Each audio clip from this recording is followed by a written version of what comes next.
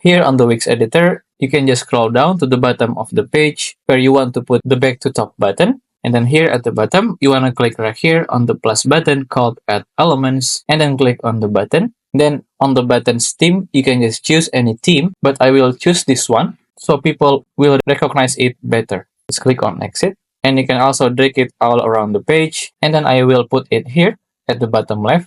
You can also resize the button as you like. And then after that, just click again on the button, and then click on this link icon, and then choose on top or bottom of a page, and then choose on top, and then click on Done.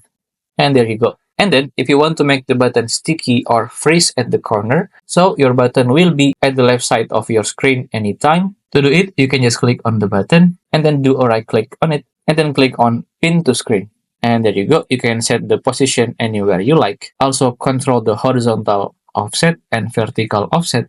After you do that, just click on the preview right here so you can view it better. Here on the preview, as you can see, when I scroll down either to the top or down, the button is still at my left side of my screen. And then here at the bottom of the page, if I click on the button, as you can see, it will automatically go back to the top. If you find this video useful, please consider like and subscribe.